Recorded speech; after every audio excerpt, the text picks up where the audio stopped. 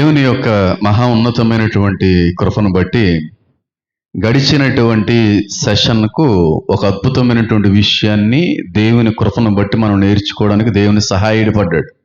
ఏ విషయం అనంటే జంతువులకి ఆత్మలు ఉన్నాయా, జంతువులు పక్షులకి కూడా ఆత్మ అనేటువంటిది ఉంటుందా, కేవలం గాలిలో కలిసిపోయేటువంటి ప్రాణాలు మాత్రమేనా అనేటువంటి విషయంలో చాలా అద్భుతమైనటువంటి విషయాలు దేవుడు బయలుపరచడానికి ఇష్టపడ్డాడు. అయితే ఈ రోజున ఒక ప్రత్యేకమైనటువంటి విషయాన్ని నేను తెలియపరచడానికి ఇష్టపడుతున్నాను. దీని మీద కూడా చాలా మంది చాలా రకాలైనటువంటి వివరణలు వారి యొక్క జ్ఞానము కొలిది ఇచ్చుకునే ప్రయత్నం చేశారు. కాబట్టి ఎప్పుడు వల్లే ఇంకొక మాట నేను చెప్పేది ఏంటంటే, ఎవరినో విమర్శించడానికి, ఎవరి వివరణో తప్పుపట్టడానికి నా ప్రయత్నం కాదు, కానీ వారిచ్చే వివరణ వారిదైతే నా యొక్క వివరణ నాది. కనుక ఏది నిజం అనేటువంటి దేవునికి మాత్రమే ఆ తెలిసిన విషయంగా కూడా ఉండాలని నేనైతే కోరుకుంటున్నాను. అయితే ఈ రోజున నేను చెప్పబోయేటువంటి విషయం ఏంటంటే, ఇంచుమించుగా చిన్నప్పటి నుంచి కూడా ఒక క్రైస్తవ కుటుంబంలో పుట్టిన వాడైనా, క్రీస్తుని ఎరిగిన వాడైనా, లేకపోతే బైబిల్ పట్ల ఎంతో కొంత అవగాహన ఉన్నటువంటి చిన్న పిల్లవాడికైనా సరే అడిగితే దీని మీద ఒక మంచి అవగాహన అనేటువంటిది, ఆలోచన అనేటువంటిది ఉంటుంది. ఏ విషయం మీదనంటే ప్రకటన గ్రంథంలో కనబడేటువంటి మిడతల విషయంలో. ఎందుకంటే చిన్నప్పటి నుంచి కూడా నేను గట్టిగా నమ్మేటువంటి ఒక విషయంలో ఏదన్నా విషయం ఉందంటే ఇదే. ఎందుకంటే మా అమ్మమ్మ గారు చెప్పడంలో కావచ్చు, మా తాతయ్య గారు తెలియజేయడంలో కావచ్చు, లేకపోతే మా తాతయ్య గారు ఎక్కడో సంపాదించినటువంటి పుస్తకాన్ని మరో కొన్ని సందర్భాల్లో తిరగవేస్తున్నటువంటి క్షణాల్లో కావచ్చు, వాటన్నిటిని బట్టి కూడా ఈ మిడతల మీద ఒక ప్రత్యేకమైనటువంటి ఆసక్తి అనేది చిన్నప్పటి నుంచి కూడా ఉండేది. చాలామంది క్రిస్టియన్స్ దగ్గరికి, క్రైస్తవుల దగ్గరికి ఎవరెళ్ళి అడిగినా సరే మిడతలు వస్తాయంట కదా శ్రమకాలంలో, మిడతలు వస్తాయంట కదా శ్రమకాలంలో అంటే తెలియని వారు అంటే ఎవరు ఉండరు. ఒక ముసలావిడి దగ్గరికి వెళ్ళి అడిగినా, చిన్నపిల్లవాడి దగ్గరికి వెళ్ళి అడిగినా, క్రిస్టియన్ అయితే మాత్రం ఖచ్చితంగా ఆ వ్యక్తికి మిడతలు అనేటువంటి శ్రమకాలంలో వస్తాయి అనేటువంటి నమ్మకం ప్రతి ఒక్కరిలో కూడా కనబడుతూ ఉంటుంది. ఆల్రెడీ నేను దీని మీద మాట్లాడాను. అయితే దీనిలో ఒక విషయాన్ని మాత్రం సమయం వచ్చినప్పుడు మాట్లాడతానని ఆపాను. ఇంచుమించుగా 8-9 నెలలైంది ఆ విషయం మాట్లాడి. మిడతల గురించి ఆల్రెడీ మాట్లాడాను. కానీ మిడతలు అందరినీ హాని చేస్తాయి, కానీ కొందరిని మాత్రం హాని చేయడానికి దేవుడు అధికారం ఇవ్వలేదని చెప్పి వాక్యం సెలవిస్తా ఉంది. మిడతలు రావడం అనేటువంటిది నిజమే. భయంకరమైనటువంటి క్రూర స్వభావం కలిగినటువంటి మిడతలు అగాధములో నుండి బయటికి రావడం అనేది, మనుషులందరినీ కూడా 5 నెలలు విపరీతమైన రీతిలో బాధ పెట్టడం అనేటువంటిది నిజమే, కాదని నేను అనట్లేదు. కానీ ఇన్ని కోట్ల మందిలో ఆ శ్రమకాలంలో కొంతమందిని మాత్రం ఈ బాధ పెట్టవు. ఎవరిని బాధ పెట్టవు అనే ఆలోచన ఈరోజు మనం చేసే ప్రయత్నం చేద్దాం. చూడండి, ప్రకటన గ్రంథము 9వ అధ్యాయము, ప్రకటన గ్రంథము 9వ అధ్యాయము 5వ దూత బోర ఊదినప్పుడు ఆకాశము నుండి భూమి మీద రాలిన ఒక నక్షత్రమును చూచితిని. ఆ నక్షత్రం అంటే లిటరల్గా ఒక నక్షత్రం ఊడిపడిపోద్దని కాదు, కానీ ఒక దేవదూతకి దేవుడు అధికారం ఇచ్చి ఆకాశం భూమి మీద రాలిన ఒక నక్షత్రమును చూచితిని. అగాధము యొక్క తాళపు చెవులు అతనికి ఇయ్యబడును. అతడు అగాధము తెరవగా పెద్ద కొలుములో నుండి లేచు పొగ వంటి పొగ ఆ అగాధములో నుండి లేచెను. ఆ అగాధములోని పొగ చేత సూర్యుని వాయుమండలమును చీకటి కమ్మెను. ఆ పొగలో నుండి మిడతలు భూమి మీదకి వచ్చెను. భూమిలో ఉండు తేళ్లకు బలమున్నట్టు వాటికి బలము ఇయ్యబడెను. మరియు నొసలు యందు దేవుని ముద్ర లేని మనుషులకే తప్ప భూమిపైనున్న గడ్డికైనను, ఏ మొక్కలకైనను, మరి ఏ వృక్షమునకైనను హాని కలుగు చేయకూడదని వాటికి ఆజ్ఞ ఇయ్యబడెను. మరియు వారిని చంపుటకు అధికారం ఇయ్యబడలేదు, కానీ 5 నెలల వరకు బాధించుటకు వాటికి అధికారం ఇయ్యబడును. వాటి వలన కలుగు బాధ తేళ్లు మనుష్యును కుట్టినప్పుడు ఉండు బాధ వలె ఉండును. ఆ దినములలో మనుష్యులు మరణమును వెదుకుదురు, కానీ అది దొరకదు. చావవలెనని ఆశపడుదురు, కానీ మరణము వారి యొద్ద నుండి పారిపోవును అనేటువంటి మాట కనబడతా ఉంది. ఒక భయంకరమైనటువంటి సమూహం అగాధ భూముల్లో దాచబడినటువంటి ఒక పెద్ద గుంపు అనేటువంటిది బయటికి రాబోతా ఉంది. ఎప్పుడు? ఐదవ దూత ఎప్పుడైతే బోర ఊదుతుందో అగాధములో బంధించబడినటువంటి మిడతలన్నీ కూడా బయటకు వస్తాయంట. 5 నెలలు బాధ పెడతాయి అనేటువంటి మాట కూడా చోట రాయబడి ఉంది. ఆ మిడతల యొక్క స్వరూపం ఎలాగుందంటే తర్వాత వచనాల్లో కూడా రాయబడింది. నేను చదువుతున్నాను చూడండి. 7వ వచనం, ఆ మిడతల రూపములు యుద్ధమునకు సిద్ధపరచబడిన గుర్రములను పోలి ఉన్నవి. అంటే యుద్ధమునకు సిద్ధపరచబడిన గుర్రములను పోలి ఉన్నవంటే రెడీగా ఉన్నాయని. ఎప్పుడెప్పుడా అని ఉంటాయి. మీరు యుద్ధాలు ఎప్పుడు చూడలేదు, నేను కూడా చూడలేదు. ఒకవేళ సినిమాటిక్ వైపులో కానీ చూస్తే అటు ఒక రాజ్యం ఇటు ఒక రాజ్యం నిలబడుతుంది, కొట్టుకోవడానికి, పొడుచుకోవడానికి, యుద్ధం చేయడానికి.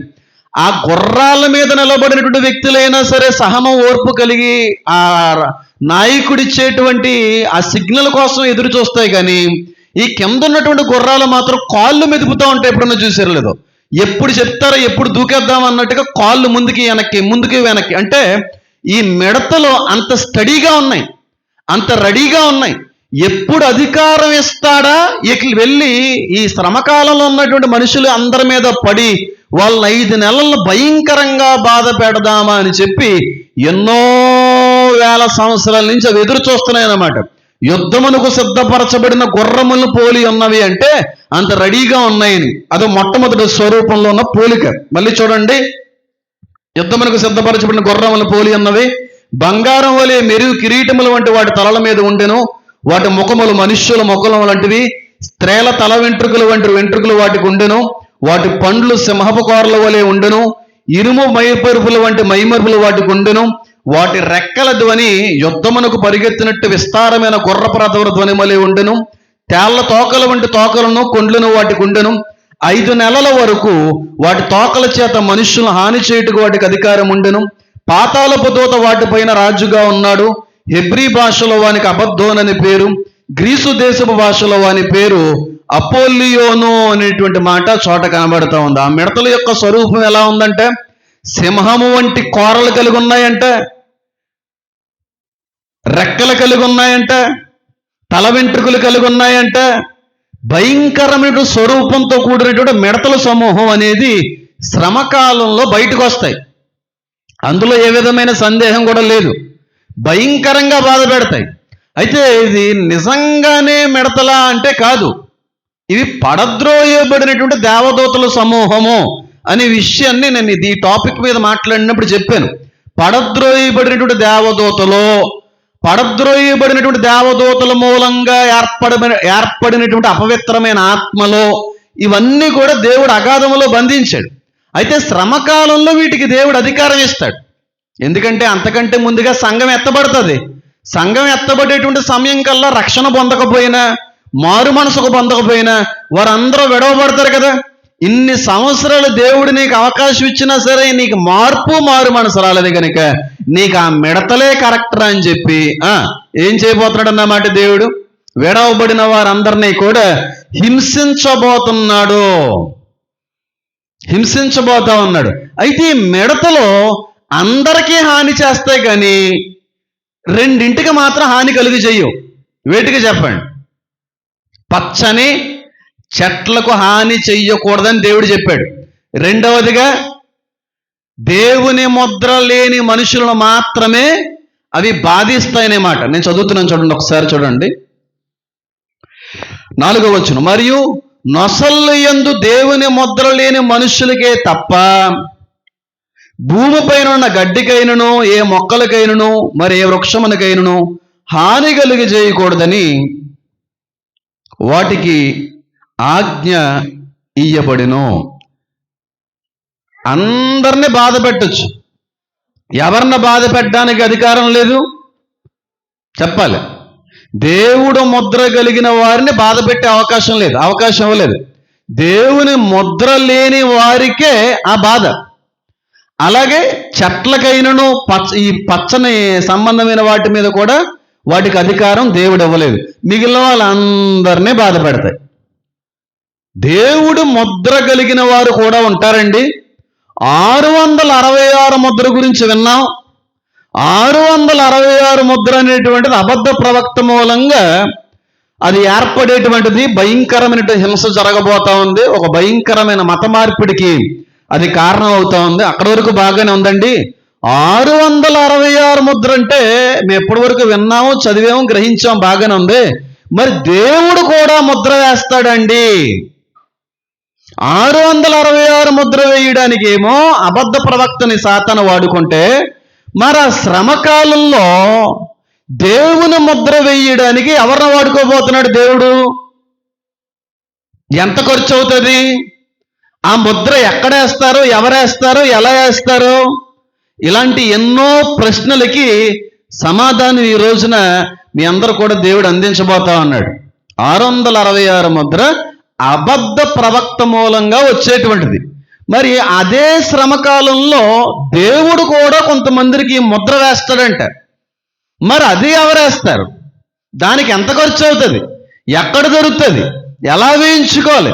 ఇదంతా కూడా ఈరోజు సబ్జెక్టులో నేను చర్చించడానికి నేను ఇష్టపడతా ఉన్నాను. అయితే ఈ గ్రంథం అంతా కూడా రోమన్ కాలానికి సంబంధించినటువంటి పరిస్థితుల్లో రాయబడింది కనుక ఆనాటి ప్రజల నుండి ఈనాటి ప్రజలకు కూడా అర్థమయ్యేటువంటి రీతిలో కొన్ని అలంకారాలు ఆనాటి పరిస్థితులను బట్టి రాయడానికి దేవుడు ఇష్టపడ్డాడు. ఆనాటి కాల పరిస్థితులను బట్టి. ఎందుకు మాట చెప్తున్నాను చూడండి. ఆనాటి సమయంలో రోమన్లో ఒక ముద్ర వేస్తూ ఉండేవారు. ఎక్కడ వేస్తూ ఉండేవారు అంటే నుదుటి మీద వేస్తూ ఉండేవారు. రోమన్ రాజ్యం చేసేటువంటి ఒక విధానం. ఏంటి ఆ ముద్ర అంటే ఎఫ్ అనేటువంటి అక్షరం. ఎఫ్ అనగా ఫాక్స్, ఎఫ్ అనగా ఫాల్స్. ఇలాగ ఎఫ్ అనేటువంటి అక్షరం. మారుమనసు రాకముందు ఎఫ్ వర్డ్ చాలా ఎక్కువ యూజ్ చేస్తూ ఉండేవాడిని. మారుమనసు వచ్చిన తర్వాత అది ఎలా మారిపోయిందో, ఎలా ఎగిరిపోయిందో ఎగరగొట్టేశాడు దేవుడు. అయితే ఎఫ్ అనేటువంటి ఒక అక్షరం కాల్చి కొంతమంది మీద నుదుటి మీద ముద్ర వేస్తూ ఉండేవారు. ఎఫ్ అనేటువంటిది ఆ అక్షరం ఎందుకు వేస్తూ ఉండేవారు అంటే అదొక లాటిన్ అర్థాన్ని ఇచ్చేటువంటి పదం అన్నమాట.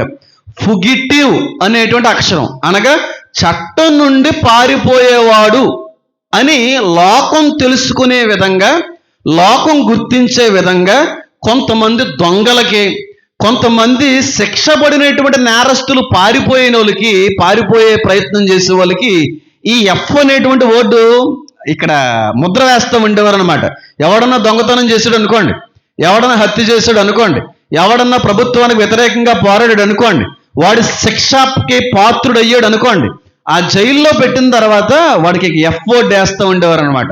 ఎందుకనంటే రేపు రోజున ఎప్పుడైనా పారిపోయాడు అనుకో, వెంటనే గుర్తుపట్టి సమాజం వీరిని అక్కడ ఉన్నటువంటి జైలు అధికారులకు అప్పచెప్పడానికి బాగా ఉపయోగపడేది. కాబట్టి ఎఫ్ వర్డ్ అనేటువంటిది ఇక్కడ ముద్ర వేస్తూ ఉండేవారు. ఆ టైంని బట్టి ముద్రలన్నీ కూడా రాయడానికి అక్కడ దేవుడు కూడా ఇష్టపడ్డాడు అనుకుంటాను నేనైతే.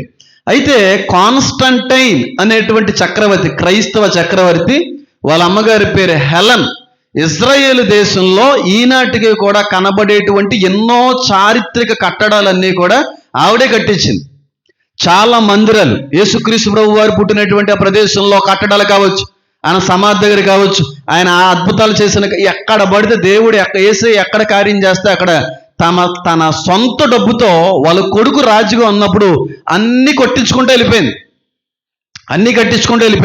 వాళ్ళ కొడుకు వచ్చిన తర్వాత నేరస్తులకి ముద్ర వేయడం అనేటువంటి తీసేసాడు. ఎందుకు వేస్తుంటారు ఈ ముద్ర అంటే ఫలానా వ్యక్తి, ఫలానా క్యారెక్టర్ అని తెలియడానికి ఆ ముద్ర ఉపయోగపడింది అన్నమాట. ఎప్పటికే ఉందండి ఆ ముద్ర, ఇప్పటికే ఉంది. జపాన్ అనేటువంటి దేశంలో కూడా ఈ విధానాన్ని ఉపయోగిస్తూ ఉంటారు. అంటే కాల్చి వేసేటువంటి విధానం కాదు, కానీ జపాన్ దేశంలో ఆరెంజ్ బాల్స్ అని పిలుస్తూ ఉంటారు. ఆరెంజ్ బాల్స్ అవి ఎక్కడ ఉంటాయంటే బ్యాంకుల దగ్గర, ఏటీఎంల దగ్గర, వ్యాపారాలు చేసుకునేటువంటి కేంద్రాల దగ్గర, బిజినెస్ చేసుకునేటువంటి షాపుల దగ్గర, ప్రతి ఒక్కరి దగ్గర కూడా ఆరెంజ్ బాల్ అనేటువంటిది 4-5 పెట్టుకుంటారు వాళ్ళు. జాగ్రత్తగా వినండి, ఇప్పటికే జరుగుతుంది. ఎందుకు పెట్టుకుంటారంటే అక్కడ ఎక్కువ దొంగతనాలు డైరెక్ట్గా షాపుకి వచ్చి గన్న చూపించి, కత్తి చూపించి, డబ్బులు గిబ్బులు అన్ని పట్టుకుపోతుంటారు. అక్కడ బంగారాన్ని అంతా కూడా దోచుకుని వెళ్ళిపోతూ ఉంటారు. అలా ఎవరైనా వచ్చి ఈ షాపులో చొరబడి, ఈ ఇంట్లో చొరబడి, ఈ బ్యాంకులో చొరబడి అక్కడ ఉన్నటువంటి విలువైన వస్తువుల్ని ఏమన్నా పట్టుకొని పారిపోయే ముందు అంత బేగా వాళ్ళని అడ్డుపడడానికి ఇష్టపడరు. పట్టుకొని తీసుకెళ్ళిపోయే వరకు చూస్తాడో. ఎప్పుడైతే పట్టుకొని వెళ్ళిపోతుంటారో ఈ షాపు యజమాని వెనకాల నుంచి ఆరెంజ్ బాల్ని ఆ వ్యక్తి మీద విసిరేస్తారు. అర్థమవుతుందని నేను చెప్పేది? ఎప్పుడైతే ఆరెంజ్ బాల్ ఆ నేరస్తుడు శరీరాన్ని తాగుతుందో, బట్టల మీద పడుతుందో, మొత్తం ఆరెంజ్ పెయింట్ అయిపోద్ది ఆయన శరీరము బట్టలంతా. ఏది పెట్టి శుభ్రపరుచుకున్నా కలర్ పోదు. కాబట్టి దొంగవాడు బేగా దొరికేయడానికి కూడా ఈ విధానం బాగా ఉపయోగపడుతూ ఉండేదన్నమాట. కాబట్టి ఆనాటి కాలంలోనే కాదు, ఈనాటి కాలంలో కూడా ఈ విధానం ఇంచుమించుగా కనబడతా ఉంది.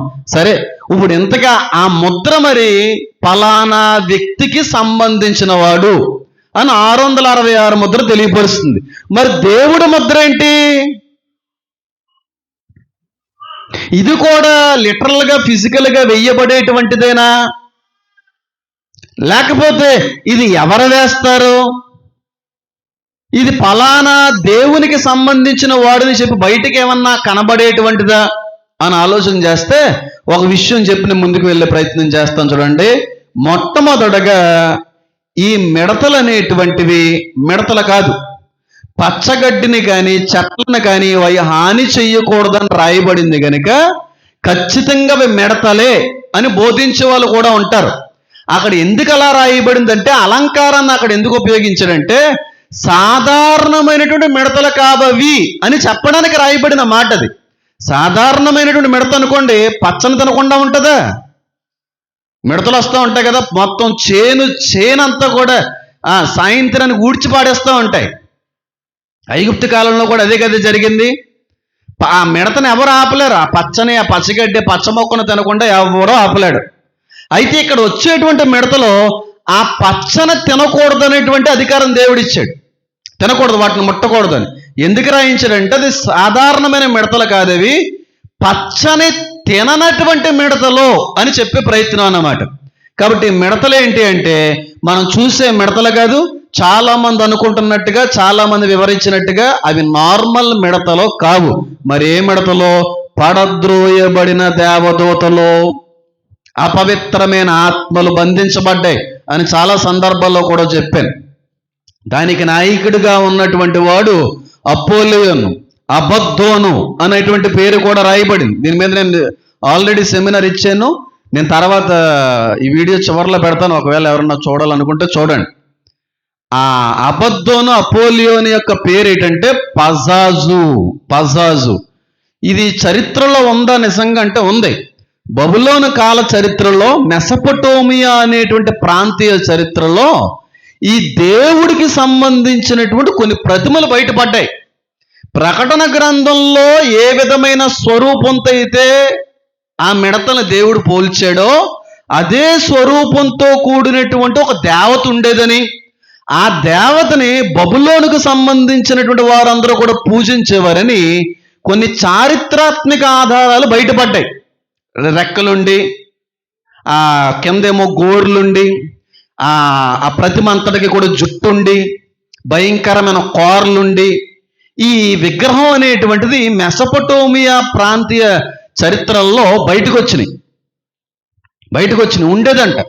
దాన్ని పజాజు అని పిలుస్తూ ఉండేవారు ఆ దేవుణ్ణి, ఆ దయ్యం అది. దాని అర్థం ఏంటంటే విండ్ దేవుడు, వాయుమండలానికి సంబంధించిన దేవుడు అని అర్థం. ఇప్పుడు అర్థమవుతుంది నేను చెప్పింది. ఇవన్నీ కూడా పడద్రోయబడిన దేవదూతలే. ఇక్కడ కూడా ఉన్నాయి పడద్రోయబడిన దేవదూతలు, పేర్లు నేను చెప్పనులే. ఉన్నాయి, లేవని కాదా, ఏమిని అన్నీ ఉన్నాయి. కానీ కొన్ని సందర్భాల్లో మనం కొన్ని మతస్థుల్ని, వాళ్ళ విశ్వాసాలని, వాళ్ళ ఆచారాలని ఒక అపోహలాగా లేకపోతే ఒక కల్పితంలాగా కొట్టిపాడేస్తూ ఉంటాం. కానీ వాటి గురించి మాట్లాడకూడదు, ఎందుకంటే అది కరెక్ట్ కాదు. కనుక అవి ఉన్న విషయాలే. దేవుడు ఎవరంటే సృష్టిని కలుగు చేసిన వాడు దేవుడు. మనుషుల మూలంగా తయారు చేయబడిన వాడు దేవుడు ఎప్పటికీ కూడా కాడు. అంతే, అంతకుమించి ఎక్కువ మాట్లాడకూడదు, అవసరం లేదు, మీకు అర్థమైతే చాలు. అయితే ఈ పజాజు అనేటువంటి దేవతను కొలిచేవారు అప్పుల్లో. దేవుళ్ళుగా కొలవబడ్డాయి. నేను ఎప్పుడో కూడా చెప్పాను కదా, ఐగుప్తుకి సంబంధించినటువంటి పద్ధతుల్లో కూడా వాళ్ళ యొక్క భక్తిలో కూడా పడద్రోయబడిన దేవదూతల్ని వాళ్ళు పూజించేవారు. పడద్రోయబడిన దేవదూతలు, పిల్లికి వాళ్ళు ఎక్కువ ప్రాముఖ్యత ఇస్తూ ఉంటారు. పిల్లిని పెంచకూడదని చెప్పి ఈనాటి కాలంలో కూడా చాలా మంది అంటూ ఉంటారు. ఏదన్నా సరే జీవేది, ఏదన్నా జీవే. అక్కడ మనుషులనైనా సరే వదిలేసేవారు, కానీ పిల్లులకి సమాధులు కట్టిస్తూ ఉంటారు. ఐగుప్తు కాలంలో యుద్ధానికి వెళ్ళే ముందు కూడా పిల్లులను వదిలేవాళ్ళు ఐగుప్తీలు. అదొక దేవతగా దాన్ని చూస్తూ ఉండేవారు. బస్మేత్, చాలా రకాలైన పేర్లు ఉంటాయి వాటికి, పిల్లుల్ని. వాళ్ళ అమ్మకాల విశ్వాసాలు వేరన్ని. ఆ టైంలో దొరికేటువంటి పురుగులు కావచ్చు, ఇదంతా కూడా ఉన్న విషయమే, లేని విషయం అయితే కాదు. అయితే పజాజు అనేటువంటి దేవతకి రెక్కలు ఉండేవి, భయంకరమైనటువంటి కళ్ళు ఉండేవి, సింహపు కోరల వంటి కోరలు ఉండేవి, కింద గోర్లు ఉండేవి, తల వెంట్రుకలు ఉండేవి, ఇరక్ట్ అయినటువంటి పీనిస్ ఉండేది, ఒక మర్మాంగం అనేటువంటిది కూడా దానికి ఉండేది. అందుకంటే పరలోక సంబంధమైనటువంటి వారందరూ కూడా దేవదూతల్లో ఆడదేవదూతలు ఉండవు, అన్నీ మగయే. ఆడదేవదూతలు ఉండవు. మన క్యాలెండర్లోను ఫొటోస్లోను ఆడదేవదూతలు కనబడతా ఉంటారు, కానీ అదంతా కూడా ఇన్ఫాచ్యుయేషన్, ఎల్యూజినేషన్ నుంచి వచ్చినటువంటి ఆ ఫొటోసే తప్ప దేవదూతలు అన్నీ మగయే, ఆడదేవదూతలు అనేవి ఉండవు. అందుకే ఆదికాండంలో కూడా రాయబడింది ఏంటంటే, నరుల యొక్క కుమార్తెలు అందంగా ఉన్నారని చెప్పి దేవుని కుమారులు వచ్చారు. ఒకవేళ దేవదూతల్లో కూడా ఆడదేవదూతలు ఉంటే అక్కడ కూడా దేవుని కుమార్తెలు వచ్చి నరుని యొక్క కుమారులు అందంగా ఉన్నారని మగలతో కూడా చేతురు. ఎప్పటికీ చాలా మంది నమ్మరు. అది కేవలం మనుషులను ఉద్దేశించి రాయబడినటువంటి మాట. అది పడద్రోయబడిన దేవదూతలు లేరు, నెఫీలియన్ లేరు, ఏమి లేరు అని చెప్పి వాదించే వాళ్ళు కూడా ఉంటారు. వారి విశ్వాసం వారిది. నేను వాళ్ళని ఎందుకు తప్పు పట్టాలి? ఏదో రోజు నీకు అర్థమయ్యేటువంటి సమయం వచ్చినప్పుడు అర్థమవుతుంది. సరే, అయితే ఈ దేవదూతలు అన్నీ కూడా బంధించబడ్డాయి కదా, అవన్నీ కూడా బయటకు వస్తాయి శ్రమకాలంలో. ఈ 7 ఏండ్ల శ్రమలో నా పిలుస్తూ ఉంటారు కదా, 1335 రోజులే నా ఉద్దేశంలో. ఆ శ్రమకాలంలో దేవుడు వీటికి అధికారం ఇస్తాడు. అప్పటి వరకు బంధించబడినటువంటి అగాధం ఎప్పుడైతే తెరవబడిందో, ఆ అగాధములో నుండి, కొలుములో నుంచి వచ్చినటువంటి పొగ ఆకాశాన్ని, సూర్యుని అంతటిని కూడా కప్పేసి చీకటమైపోయింది. ఆ మిడతలు వచ్చి 5 నెలలో దేవుని ముద్ర లేని వారందరినీ కూడా బాధ పెడతాయి. ఆ బాధ ఎలా ఉంటుందంటే, తేళ్ళు మనుష్యులను కుట్టినప్పుడుండు బాధ వలె ఉంటుంది. 5 నెలల్లో వాటి యొక్క కొండ్లుతో అవి గాయపరుస్తాయని, ఆ టైంలో మరణాన్ని వెతుకుతారు, కానీ మరణము వారి యొద్ద నుండి, చూడండి నేను చదువుతున్నది ఎలా ఉంటుందో దాని పరిస్థితి.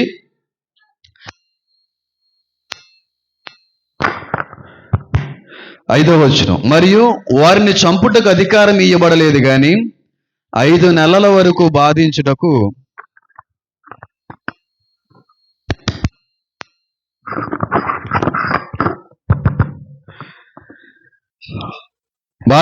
వాటికి అధికారం ఇవ్వబడును. వాటి వలన కలుగు బాధ తేళ్ళు మనుష్యులను కుట్టినప్పుడుండు బాధ వలె. ఎలా ఉంటుందంట బాధ? తేళ్ళు మనుష్యులను కుట్టినప్పుడుండు బాధ వలె. అంటే దాని అర్థం ఏంటి? అని అడుగుతున్నా మామూలుగా. తేళ్ళు మనుష్యులను కుట్టినప్పుడుండు బాధ వలె అనే మాట అక్కడ ఎందుకు ఉపయోగించాడు? నేను ఆల్రెడీ దీని మీద మాట్లాడాను. అయితే ఆ రోజు మాట్లాడలేని విషయాలు ఈ రోజు కొన్ని మాట్లాడతాను అంతే. అంటే దాని అర్థం ఏంటి? ఎలా అర్థం చేసుకోవాలి మనం? ఎవరినైనా తేలు కుట్టిందో? ఎప్పుడన్నా ఎవరినైనా తేలు కుట్టిందండి మమ్మల్ని అన్న వాళ్ళు చేతులు ఎత్తండి. తేళ్ళు మమ్మల్ని కుట్టేయండి, మమ్మల్ని వేసినేయండి, వాటి స్టింగ్తో మేము దెబ్బ అయిపోయిన వాళ్ళు అండి అన్న వాళ్ళు చేతులు ఎత్తండి. పర్లేదు, మొహమాటం ఏం పడకండి, తప్పేముందమ్మా, ఎత్తండి ఒకసారి. 1, 2, 3, 4, 5 నెమ్మదిగా ఒక్కొక్కరు ఎత్తున్నారు. మీకు మీరంటే తేలికి అంత ఇష్టమో, అందుకే మిమ్మల్ని కొట్టేయి.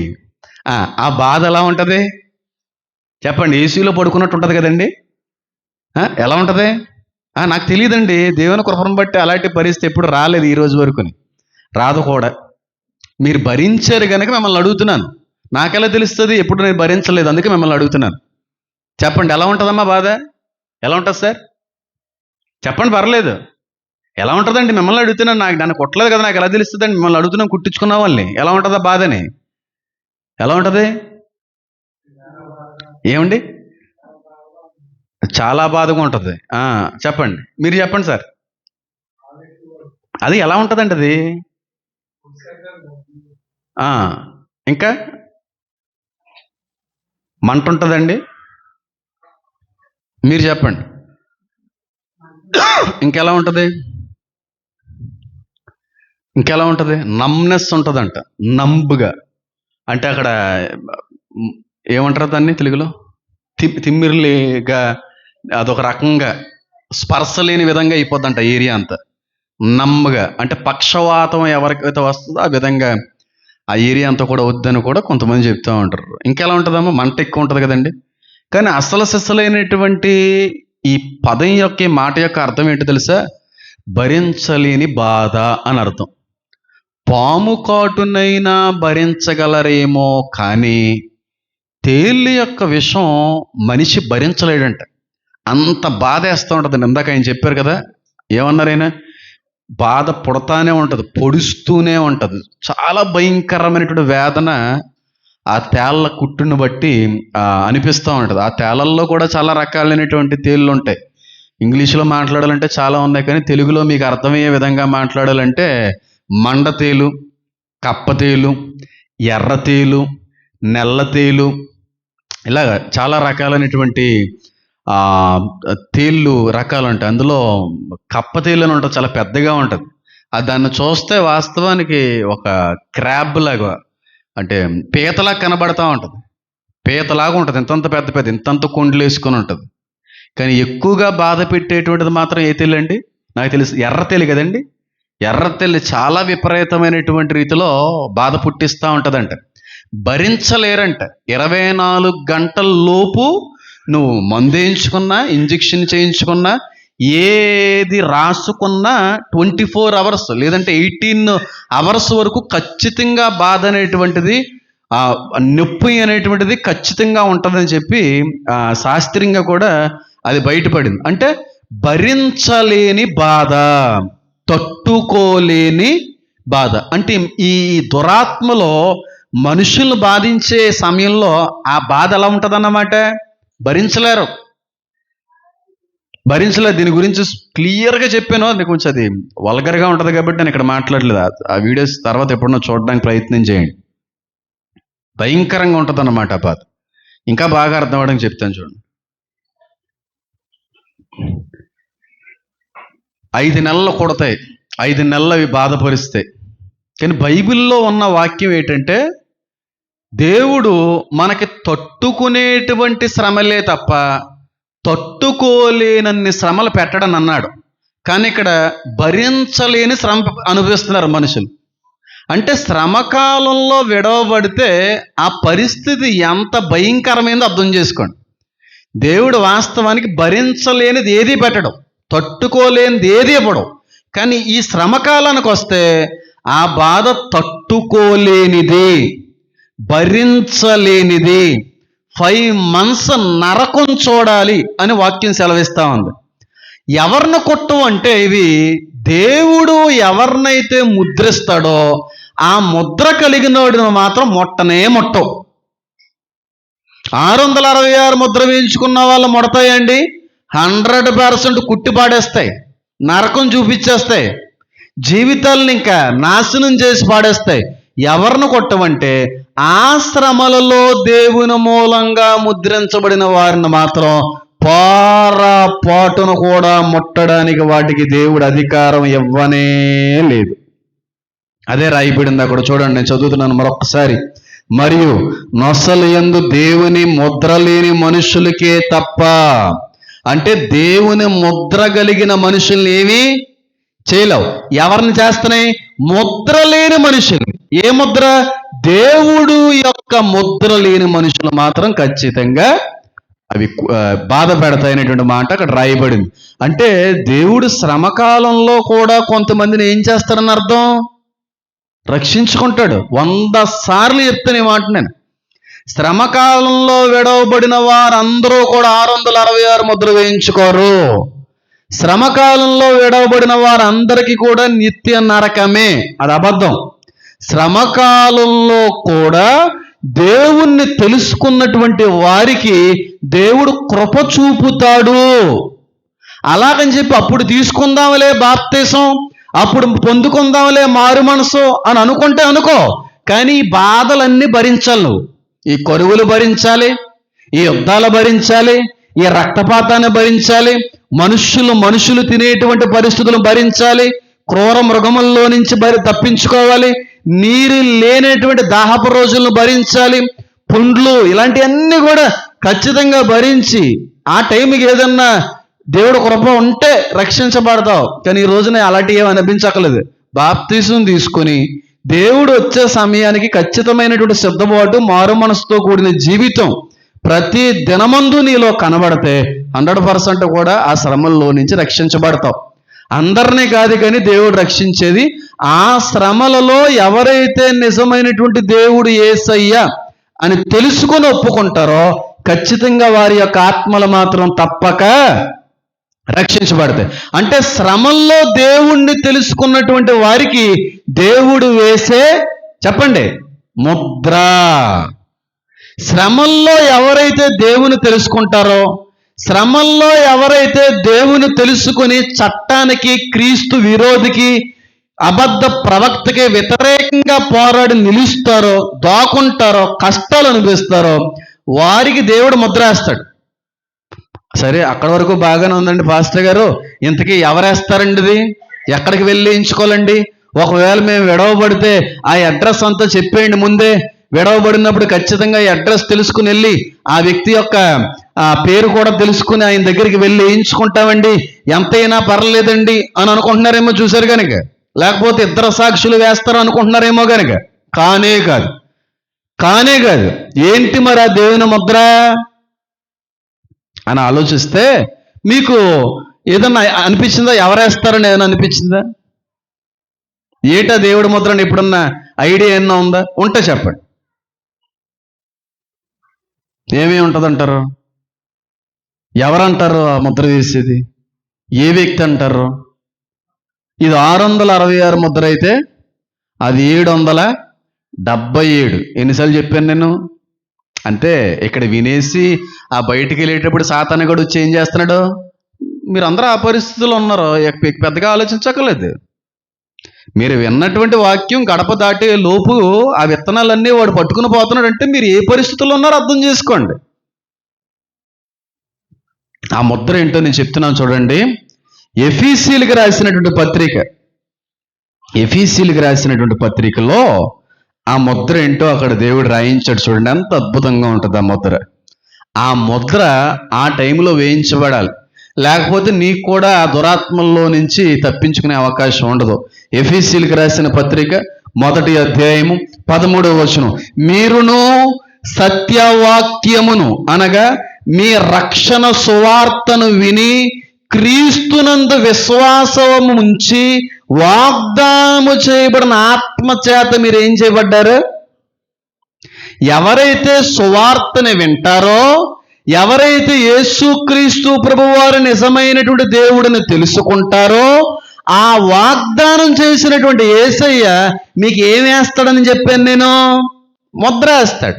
ఎప్పుడు చెప్పాను? పరిశుద్ధాత్మ గురించినటువంటి సెమినార్లో అద్భుతంగా చెప్పాను. ప్రకటన గ్రంథానికి సంబంధించిన విషయాలు బోధించే సమయంలో కూడా అద్భుతంగా చెప్పాను.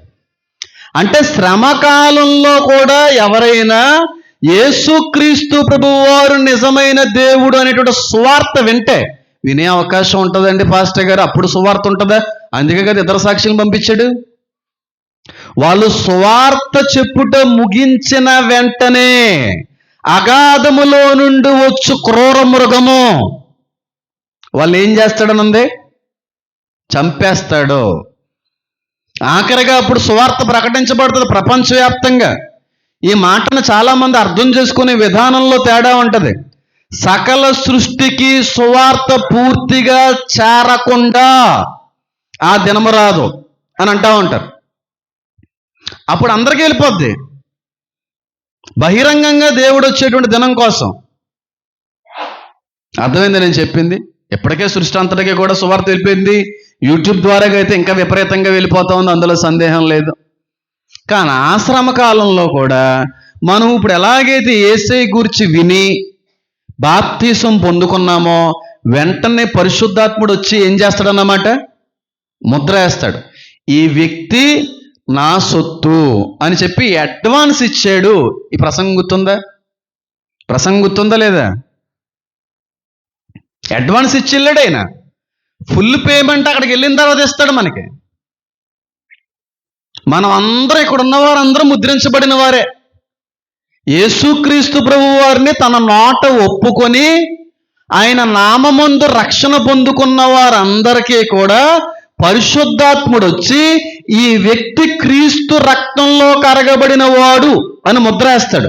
బయటికి కనబడుతుందా?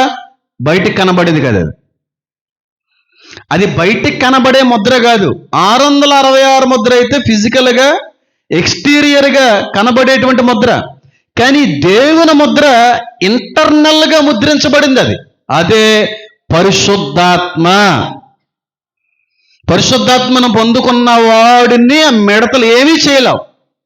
అందుకే నీలో ఉన్నవాడు లోకంలో ఉన్నవారి కంటే గొప్పవాడు. పడద్రోయబడిన దేవదూతలు కాదు కదా, వాళ్ళందరికీ హస్బెండ్ అయిన, వాళ్ళందరికీ డాడీ అయిన ఆ సాతానుగాడు కూడా ఆత్మ మూలంగా రక్షించబడిన వ్యక్తిని ఏమీ చేయలేవు.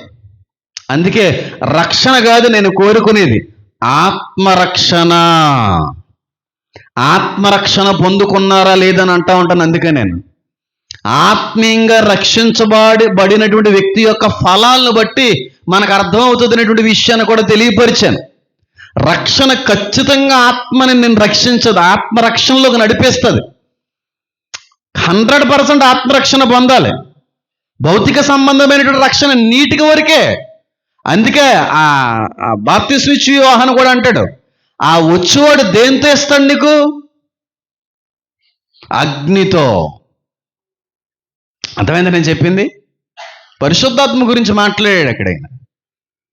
కాబట్టి ఇక్కడ ఎవరైతే యేసుక్రీస్తు ప్రభువు వారిని దేవుడిని నమ్మి బాప్తిసం పొందుకున్నారో వెంటనే పరిశుద్ధాత్ముడు వచ్చి నీకు ముద్ర వేస్తుంది. అది పరలోక సమూహానికి దేవునికి మాత్రమే కనబడేది. వారిని నేను ఏర్పాటులో ఉన్నవారు అంటాను. పిలవబడిన వారు అనేకులే ఏర్పాటులో. ఈ ఏర్పాటులో ఉన్నవారే ఆత్మరక్షణ పొందుకోగలరు. ఈ ఏర్పాటులో ఉన్నవారు ఇరుకు మార్గంలో వెళ్ళగలరు. ఇరుకు మార్గంలో వెళ్ళడం, భక్తిలో నడవడం అనేది కష్టం అవుతుందంటే నువ్వు ఆత్మరక్షణ పొందలేదు, నువ్వు ఏర్పాటులో లేని వ్యక్తివేమో ఆలోచించుకోవాలి. నిజంగా ఏర్పాటులో ఉంటే నీ భక్తిని బట్టి అర్థమైపోతుంది, నీ సాక్ష్యాన్ని బట్టి అర్థమైపోద్ది, నువ్వు నడిచే నడవడికి నీ ఆలోచన విధానాన్ని బట్టి అర్థమైపోద్ది, నీ శరీరంలో పుట్టే కోరికలను బట్టి అర్థమవుతూ ఉంటావు. ఆత్మరక్షణ ఇరుకు మార్గమా విశాల మార్గమా అని చెప్పి. కాబట్టి బాప్తిసం పొందేసుకుంటే పరలోకం వెళ్ళిపోతాం అనేటువంటి అజ్ఞానులకి దేవుడు మాట్లాడుతున్న మాట ఏంటంటే అంత సీన్ ఏమీ లేదు, అంత సీన్ లేదు, అంత సీను ఉండదు. ఆత్మలో ఫలించాలి. ఒక విత్తనం భూమిలో వేయబడిన తర్వాత ఆ భూమిలో వేయబడినటువంటి విత్తనం పనిచేసిందా లేదా ఎప్పుడు అర్థమవుద్ది? బతికిందా లేదని ఎప్పుడు అర్థమవుద్ది? చెప్పాలి. జెర్మినేట్ అయిన తర్వాత దాన్ని తెలుగులో ఏమంటారు? బయటికి రావడం ఏంటంటారు దాన్ని? మొలకెత్తనప్పుడు. ఎప్పుడైతే విత్తబడినటువంటి భూమిలో వేయబడినటువంటి విత్తనం మొలకెత్తుతాదో అప్పుడు ఆ విత్తనం బతికిందని అర్థం. అర్థమైందా? ఇప్పుడు రక్షణ పొందుకున్నటువంటి నీ ఆత్మ ఫలాల్లో మొలవాలి, ఫలించాలి. నీ ఆత్మ ఫలించట్లేదంటే రక్షణ వ్యర్థమైందనా? అంతే కదా మరి. అందుకే ఫలించని ప్రతి చెట్టు కూడా నరికి వేయబడును, మండుచున్న అగ్నిగుండములో పడవేయబడు. అర్థమైందని నేను చెప్పింది. నేను కొన్ని విషయాలు వీడియో రూపంగా యూట్యూబ్ వేదికగా నేను తెలియపరుస్తూ ఉంటాను. అంటే నేను నేర్చుకున్నటువంటి, నేను తెలుసుకున్న విషయాలు, వాటి వల్ల కొంత జ్ఞానాన్ని పెంపొందించుకోవచ్చు అనే ఆలోచనతో. ఆల్రెడీ రక్షణ పొందుకున్నవారు వాటితో ఏం పని ఏం లేదు, కానీ కొన్ని సందర్భాల్లో పెడతా ఉంటారు. రీసెంట్గా పడతలు దేవదూతల గురించి మాట్లాడుతూ ఈ మెర్మైడ్స్, సగం మనిషి సగం చేప ఉండడం, వీటి గురించి మాట్లాడి ఎవరో బ్రదర్ కమెంట్ చేశారు, అన్న పాపం గురించి మెసేజ్ చేయండి, మెసేజ్ ఇవ్వండి, వాక్యం చెప్పండి, రక్షణ కోసం మెసేజ్ చెప్పండి, సిద్ధపాటు కోసం వాక్యం చెప్పండి, ఇలాంటివి ఎందుకు, లేనిపోని అన్నీ ఇలాగే అని చెప్పి అన్నారు. అప్పుడు నేను ఒక 3 ప్లేలిస్టులు ఆ వ్యక్తికి పంపించాను. ఎన్ని చెప్పేసి ఉన్నాం? పాపం కోసం, పరిశుద్ధాత్మ కోసం, ఫలాల కోసం, వరాల కోసం, దేవుడి పేర్ల కోసం. ఆ సందేశాలు వింటే చాలు, నువ్వు సిద్ధపడినట్టే. అందుకే కొంతమంది ఏదో కూడా సామెత ఉంటుంది, బుక్ యొక్క అట్టను చూసి అంచనా వేయకండి, బుక్ ఓపెన్ చేయాలి. బుక్ ఓపెన్ చేస్తేనే తెలుస్తుంది మన ఛానల్లో ఉన్న స్టఫ్ ఏంటనేది. దేవుడు ఎంత అద్భుతమైనటువంటి విషయాల్ని లోకానికి బోధించడం అనేది పైపైన చూస్తే తెలదు కదా, లోపలికి వెళ్తేనే కదా మనకు అర్థమయ్యేది. కాబట్టి రక్షణ ఆత్మీయంగా కలగాలి, ఆత్మరక్షణ పొందాలి. ఈ ఆత్మరక్షణ పొందుకున్నటువంటి వ్యక్తుల్ని పరిశుద్ధాత్ముడు ఏం చేస్తాడు? ముద్ర వేస్తాడు. అలాగే ఆ ముద్ర వేయబడినటువంటి వ్యక్తులను పోటను కూడా మిడతలు ఏం చేయలేమన్నమాట. దేవుని ముద్ర అంటే పెద్దగా ఏం ఆలోచించక్కర్లేదు, ఆత్మను పొందుకున్నవారు. అర్థమైందా? ఆ శ్రమకాలంలో కూడా యేసుక్రీస్తు ప్రభువారు నిజమైన దేవుడని తెలుసుకుని ఆ సమయం ముందు ఎవరైతే ఆత్మలో రక్షించబడతారో వారందరూ ముద్రించబడిన వారే. అందులో యూదులు ఉంటారు, ఇతర మతాలకు సంబంధించిన వారు ఉంటారు, ప్రపంచ దేశాల్లో అనేక మంది ఆ రోజున యేసుక్రీస్తు ప్రభువారిని దేవుడని చెప్పి నమ్ముతారు. ఈనాటి వరకు ఎంతమంది యేసుక్రీస్తు ప్రభువారిని దేవుడని చెప్పి తెలుసుకున్నారో అంతకంటే డబల్ రక్షణ కార్యం జరుగుతుంది. అర్థమైంది నేను చెప్పింది? అంత్యదినాల్లో మీ బిడ్డల మీద నా ఆత్మని ఏం చేస్తానన్నాడు ఆయన. చాలామంది తెలుసుకుంటారు. దేవుని రాకడ ఇంకా చాలా దగ్గరగా ఉంది, సంఘం ఎత్తబడేటువంటి కాలం చాలా సమీపంగా ఉందనడానికి ఒక చిన్న సూచన చెప్తాను చూడండి. ప్రపంచంలో చాలా పెద్ద ఉద్యమం అనేటువంటి మొదలవుతుంది. మతాలతో సంబంధం లేకుండా అందరూ కూడా క్రీస్తును తెలుసుకోవడంలో చాలా వేగవంతంగా ముందుకెళ్ళిపోతూ ఉంటారు. ఎప్పటి వరకు కఠినంగా ఉన్నవారే క్రీస్తుని అనేక మందిని తెలుసుకుంటూ ఉంటారు. రీసెంట్గా 1.5 year నుంచి, అంటే 1.5 సంవత్సరం నుండి ప్రపంచవ్యాప్తంగా ఎక్కువ మంది బాప్తిసం పొందుకుంటున్నటువంటి వ్యక్తుల్లో మతాల్లో 2 మతాలు చెప్పనా? ఫస్ట్ మతం ఇస్లాం. ప్రపంచవ్యాప్తంగా కొన్ని లక్షల మంది ముస్లిమ్స్ బాప్తిసాలు పొందుకున్నారు ఈ 1.5 సంవత్సరాల నుండి. ఇరాన్లో ఎంతమంది ముస్లిమ్స్ బాప్తిసాలు పొందుకున్నారో లెక్కలేనన్ని. ఈజిప్ట్లో ఎంతమంది ముస్లిమ్స్ బాప్తిసాలు పొందుకున్నారో లెక్కలేనన్ని మంది. అంత ఉద్యమం అనేటువంటిది కనబడుతుంది ప్రపంచవ్యాప్తంగా. అందుకే కొన్ని గ్రాఫ్స్ ప్రకారంగా కూడా కొన్ని సర్వేలు చేశారు. మన భారతదేశానికి సంబంధించినటువంటి ప్రభుత్వాలు కూడా సర్వే చేసినాయి. ఆ సంవత్సరానికి ఈ సంవత్సరాలకి ఏ మతం ఎక్కువ పెరుగుతుందని అంటే కొన్ని మతాలు తగ్గిపోయినాయి, కొన్ని మతాలు పెరిగినాయి. అందుకు పోయి కొంతమంది కంగారు పడుతున్నారు, అయ్యబాబోయ్ ఏదో అయిపోతుంది. మా వల్ల క్రిస్టియానిటీ వల్ల ప్రపంచానికి దేశాలకి ఏ నష్టం రాదు, ఇది మాత్రం నేను చెప్పగలను. మరి ఇతర మతాల గురించి నాకు తెలియదు. ఆ ఉద్యమం అనేటువంటిది ఎదురవుతుంది. యూదుల్లో కూడా చాలామంది రక్షించబడతారు, ప్రవచిస్తారు, కఠినులుగానే ఉండిపోతారు.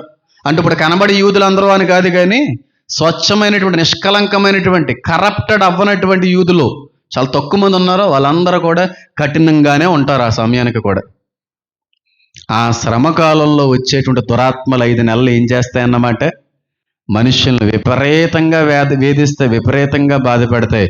కానీ ఒక్కరిని మాత్రం ముట్టుకోలేవో. ఆ శ్రమకాలంలో యేసుక్రీస్తు ప్రభువునందు రక్షించబడిన వారికి ముట్టడానికి వాటికి అధికారం లేనే లేదు. నిజంగా పరిశుద్ధాత్మను నువ్వు పొందుకుంటే గాళ్ళు, చీకటి శక్తులు, దురాత్ములు వస్తాయి అటాక్ చేయడానికి, వాటి ప్రభావం ఉంటుంది. నిన్నేం చేయలేవు. నీ ప్రాణాన్ని మాత్రం ఏమీ నాశనం చేయలేవు. నీకు ఆ ప్రభావం అసలు ఉండదని అనట్లేదు. నిజంగా అంత మండుతున్నటువంటి వ్యక్తి అయితే ఆ ప్రభావం కూడా ఉండదు. నిజంగా ఆత్మలో నిరంతరం మండుతున్నటువంటి వ్యక్తి అయితే అది కూడా ఉండదు. కొంతమంది భయపడిపోతూ ఉంటారు, ఏదో జరిగిపోయిందండి, ఏదో చేయించారని అది చేశారని పని చేయమని అంటలే. పని చేస్తే నిజంగా ఆత్మలో నువ్వు రక్షించబడితే, ఆత్మలో నువ్వు అభిషేకించబడితే నిన్నేం చేయగలవయ్యి? ఏమి చేయలేవు. ఒకవేళ ఆత్మీయంగా చల్లారిపోతూ, దేవుని సహవాసానికి దూరం అయిపోతూ, భక్తిహీనతలో వెళ్ళిపోతూ ఒకవేళ అలా వెళ్ళామంటే ఖచ్చితంగా వాటి యొక్క ప్రభావం ఉంటుంది. ఎందుకంటే అపోస్తులుడైనటువంటి యోధా కూడా యేసుక్రీస్తు ప్రభువారి మూలంగా అభిషేకించబడిన వాడే. డైరెక్ట్గా దేవాది దేవుని యొక్క స్వహస్తాలతో రక్షించబడిన వ్యక్తి ఎవరో? యోధా. అలాంటి వ్యక్తిలోకి ఎవరొచ్చారు? డైరెక్ట్గా సాతాను వచ్చేసాడు. సాతాను యోధాలో ప్రవేశించెను అని ఉంటుంది. ఎప్పుడు? వాడు ఆత్మీయంగా చచ్చిపోయాడు. అందుకే అంటున్నాను, బాప్తీసం పొందుకున్న వాళ్ళందరూ ఎల్లర్రారా బాబు. నిజమైనటువంటి రక్షణార్థమైనటువంటి మారు మనసు లేని ఏ ఒక్కడైనా విడవబడతాడు. యోధా కంటే గొప్పలం అయితే మనం కాదు కదా. ఆయన యేసుక్రీస్తు ప్రభువారిని స్వయంగా చూశాడు. యేసుక్రీస్తు ప్రభువారి దగ్గర ఆయన డైరెక్ట్గా ఫైనాన్షియల్ సపోర్టర్గా ఉన్నాడు. అంటే ఆయన ఏమంటారు, ఇక్కడ ఉన్నటువంటి పద్ధతులను బట్టి మాట్లాడాలంటే ట్రెజరర్గా ఉన్నాడు. ఆయన యేసయ్య దగ్గర ట్రెజరర్. ఆయన యేసయ్యని డైరెక్ట్గా చూసిన వ్యక్తి, యేసయ్యని ముట్టుకున్న వ్యక్తి, యేసయ్యతో పాటు కూర్చొని పడుకున్న వ్యక్తి, తిన్న వ్యక్తి, తిరిగిన వ్యక్తి, యేసయ్య చేతులతో డైరెక్ట్గా అభిషేకం పొందుకున్న వ్యక్తి. వాడిలోకి ఎవరొచ్చారు? మనం ఏ పట్టాలని చెప్పండి. ఆత్మీయంగా చల్లారిపోయినా, ఆత్మలో వర్ధిల్లకపోయినా వేయబడినటువంటి విత్తనం ఖచ్చితంగా ఫలించాలి, మొలకెత్తాలి. మొలకెత్తకపోతే మీ గురించి మీరు క్యాలిక్యులేట్ చేసుకుంటే అర్థమైపోతుంది. 100% ఫలించాలి. ఇక్కడ చాలా మంది 40-50 సంవత్సరాలు అయి ఉంటుంది విత్తనాలు వేయబడి, రక్షణ అనే విత్తనం. మరి ఎంతవరకు ఫలించారో నాకు తెలియదు. ఫలించలేకపోతున్నారంటే కూడా డైరెక్ట్గా మీకు కింద బెర్త రాసి ఉన్నాడన్నమాట ఆయన.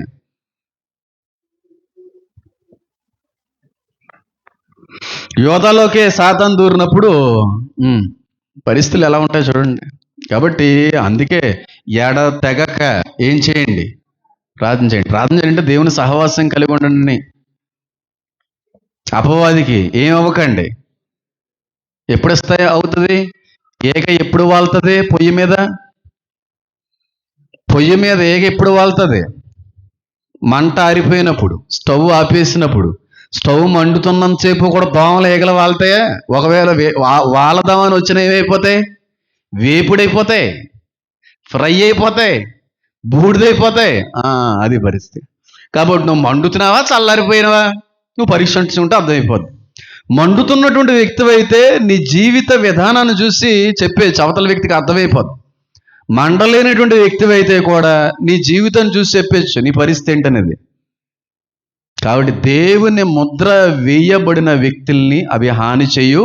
ఆ దేవుని ముద్ర పరిశుద్ధాత్ముడు. అందుకే వాక్యం సెలవిస్తా ఉంది, ఎవడైనను నా స్వరము విని తలుపు తీసిన ఎడల నేను ఆ వ్యక్తితో దగ్గరికి వచ్చి ఆ వ్యక్తితో నేనేం చేస్తాను? భోజనం, సహవాసం కలిగి ఉంటాను. అంటే భోజనం చేస్తాను అంటే చుట్టమనా, లేకపోతే ఇక్కడ ఇంటివాడనా? మాట్లాడుతుంటాడు దేవుడు. అన్నిలతో ఎందుకు మాట్లాడు? నీతో మాట్లాడుతుంటాడు, నాతో అందరితోనే మాట్లాడుతూ ఉంటాడు.